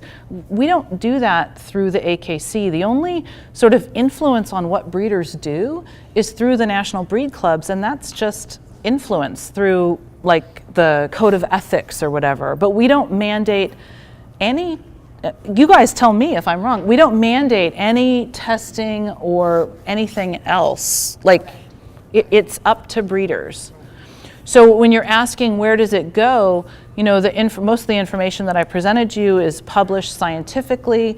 People can go and read the papers, they can discuss them. We're still doing more research on IBDD. We have a grant into Canine Health Foundation. We want to know whether one copy is maybe not as bad as 2 copies and what the differences are. And there's a lot more questions that need to be answered on disc disease in dogs that we're working on. But maybe I didn't understand your question, but. Yes, I mean, Australia won't mandate it either. Okay. It's not a prerequisite, it's like educational too. Right. You know, of course, if I want to, because I have Staffordshire Bull Terriers, I don't have French Bulldogs. So originally in England, we have 2 trained diseases in that breed, and I'm trying to eradicate my breeding program. Okay, so I health test all my dogs. So it's something that I choose to do. Right. And I think that that's true for many kennel clubs, that it's up to breeders, and some kennel clubs where there's a lot of influence on breeders and they're told, you know, in certain countries they have to have breeding licenses to breed, and we don't do that. I hope I answered your question, but a question? This is actually a little bit late, but you're doing glioma studies, or is there a glioma study? Because really, that's a lot more common in our breed, I think, than what you're talking about. And I think it's a dirty little secret people don't talk about, but I think they die when they're about 7 or 8 years old with it, and it's not that uncommon. So I've been breeding for about 20 years. So I did talk about it. We found a mutation that we think causes it that's fixed in French Bulldogs. So all French Bulldogs have it, and it causes this low-level susceptibility. So based on numbers from you guys, it's about 1 in 100 dogs. We would like to know why the 1 and not the 99, but that's actually a really challenging research project because it means we have to collect samples from dogs and find out what they die of, potentially necropsy them and make sure that they didn't have brain tumors when they die. And I mean, that's a big project. Have you guys heard about the Morris Animal Foundation Lifetime Golden Retrievers are the greatest dogs on earth and we should study them? That's like a $20 million project, and that's following 3,000 dogs. So in order to follow enough French Bulldogs to be able to figure out the difference between dogs that get glioma and dogs that don't, it would be incredibly expensive. Is humans determined that it is hereditary glioma?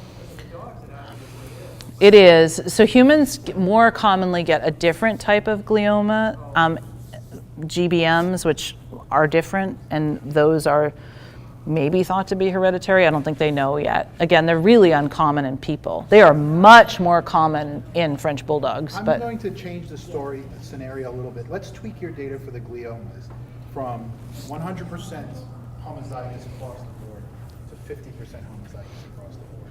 Now we have a test for gliomas and we neuter half of our Frenchies.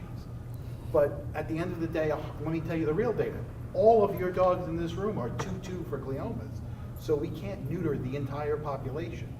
And we're stuck with that gene being homozygous in all your grandchildren, all your great-grandchildren. From now until the end of time, every French Bulldog is going to be 2-2 for gliomas. So therefore, that may be not the deciding factor in whether or not your dog's going to get a glioma. There may be other genes, there may be environmental factors, there may be anything else.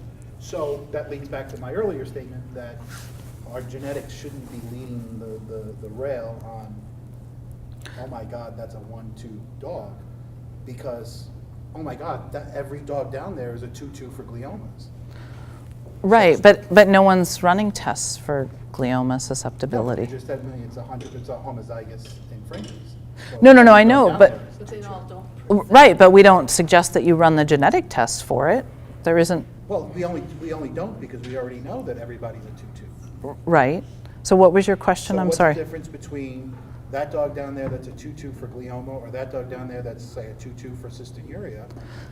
Because the normal, like I said, I haven't. You follow my argument? I haven't seen the cystinuria data, but if it segregates, then you could get rid of it, and you wouldn't see any stone formers. Well, from that, but you wouldn't see any stone formers. So why wouldn't you? Frenchies that have gliomas and cystinuria.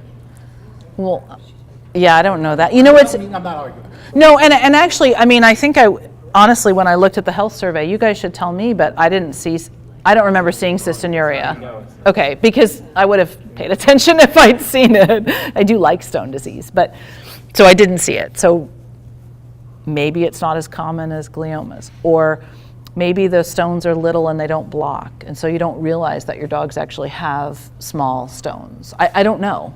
I'm sorry, No, I get it. I don't know what the clinical phenotype is. Question? Maybe a stupid question, but some people feel that if the Frenchie's tails were longer, the backs would be better. So the question is, if their tails were longer, would their backs be better?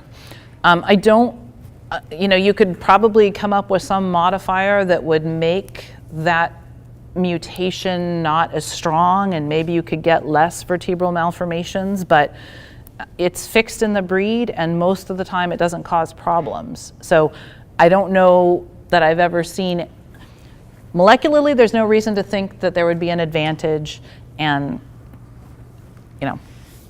maybe they have less vertebral malformations. Yeah, they used to have tails, and they used to be taller. Yeah. It used to be leggier. Maybe it's a combination of that and chondrodystrophy that's making their There may be- tails there may even be shorter. Something interesting about what you just said with the tails, because older Frenchies didn't have screw tails. Uh-huh. And so there may be a population of Frenchies that's not homozygous for. That aren't, yeah. We tested 150 Frenchies, and they were all homozygous, but not all the Bostons were. So they definitely exist. And I assume that maybe Boston Terrier people are docking tails, right? They're not supposed to, but maybe they do. I don't know. Who would know? But yeah, it may be out there. But that's a lot of effort for something that is causing very little disease. So, I'm not the one who said it's not causing disease, right? The neurologists are the ones who are pretty sure that it's not. FCI is trying to get breeders to select for away from screw tails. There's Really? It has at least three vertebrae in the tail. Yeah, if I were going to do something, it would be IBDD. Yeah. Based on the numbers, if you want to, go out there and do something crazy, but you're right. If it's only 5%, is it worth it? I don't know. Well, it's at least something I that don't know. everybody in the room has experienced, or at least known a dog Frenchie that has had. That's had it. So it's something we're all at least vaguely, not intimately familiar with necessarily, but we've associated it, a friend of a friend. So no one has had a French bulldog with urinary stone disease? One per. veterinarian, I've seen them. You have seen them? I'm a veterinarian, I've seen them in patients. Okay. I had a puppy a long time ago from a different line that had stones, but it was a young puppy. I'm talking Yeah, not but even they were 2 months not old, the cystic. and it did die. I kn- That was probably 12 years ago. I know that bulldogs get both cystinuria and hyperuricosuriria, so they get both types of stones, which could be confounded, but I don't think French bulldogs get hyperuricosuriria. Yep. I just have a point and a question. Okay. Like pretty soon, if we correct too much stuff, we'll be back at the wall. So there's, with all me. So did everyone hear that? If you fix too many things, then you'll turn them into wolves. She's using my slide. Is there a DNA test like in the pipeline for IBDD? So So for IVDD, there is a DNA test, but I am not recommending it in your breed because at least right now, the only allele frequency measures that we have are that it's astronomically high. So you just run it and they'd be affected. And then what can you do? Unless when we do this study, we find out that it was only high in my hospital population, and actually in the breeding French Bulldogs, there are normal alleles, then we could talk about a slow process of switching that up and having more of the normal alleles. But at the moment, I would not recommend running the test. Yeah. But a lot of the changes that, like I've seen since I've been in the dog itself, is that the back's getting shorter and shorter. And that's, just from, it seems to me that that's. Did everyone hear the comment that over time the Frenchie's back is getting shorter and shorter? And that maybe that is making things worse for all of the back things, whether it's the combination of vertebral abnormalities and the IVDD. And the breed standard also calls for a slight roach to the back, so you don't have it's already recreated. Yeah. So I'm not sure that the roach, though, is really this kyphosis that we were talking about. That's more than just a roached top line. It's really. But as it gets shorter, it gets shorter more like and higher. Yeah. There's no room for that roach when the back keeps getting shorter. Something you were saying about the allele frequency that is something to think about is where are the numbers coming from? So in the tollers with IVDD, the kind of nice thing is that all breeders have the normal allele in their breeding programs because they're breeding heterozygotes. So you don't change the breed, you just change who you're picking to go on with. It's not like only one kennel is doing the right thing and everyone else is doing the wrong thing, and so the only way to go forward is to move to one kennel's breeding program. I don't know what the logistics are of cystinuria and where the allele frequency is coming from, but that would be something that would make it a lot harder to select against as well, as if it wasn't sort of uniformly distributed. You think it is? Okay. Well, it sounds like it because you guys had no idea it was there, And but. its inbreeding coefficient's lower than the inbreeding coefficient of the Frenchie. Which makes no sense to me. The comment, what it's making me wonder is that, there's almost a threshold. If the allele frequency is down here, we can breed as a population and get rid of it. If it's above higher. Well, wait, if it's down here and it's recessive, you can do it, even if it's up to 30%, you can do it and Yes. test and get rid of it, If yeah. it gets higher than a certain threshold, it just has to become a painful fact of life. Every Frenchie, without changing the breed. Every Frenchie is going to be chromosome 12 homozygous for IVDD. I think that is, unless you introduced 18 at the moment, based on the information we have, I think that's probably true. Unless there are normal dogs down there that didn't come to my hospital. By definition, if they were normal, they would be. No. I mean, at the French Bulldog, so it was an inch in tollers, and they're how tall are French Bulldogs? 12, 13. 12, right? So we're talking like a third of an inch. I mean, I don't think there's a big height difference. And you saw how much it overlaps in the tollers. All three genotype classes overlap. What difference does it make if it's 100% homozygous or 95% homozygous? It's still a painful fact of life in the breed. Unless you select against it and there's some wild type dogs that we didn't know about. There's 5% wild type, and we're going to ramp the entire breed for those 5%. I guess it depends on how important you think IVDD is. And what if it's 99%? $1.7 million a year. Keep it up. Actually, I told you we're trying to build a new hospital, and the hospital director's like, would you stop coming out with these tests? Okay, I'm getting the signal from Irv that I am out of time. If you guys, if the Health and Genetics Committee wants to email me and talk more about cystinuria, I don't know anything about it. I'm not running the test, so I could just give you advice as a geneticist, and we could talk about maybe trying to set up an ultrasonographer. Where's your nationals next year?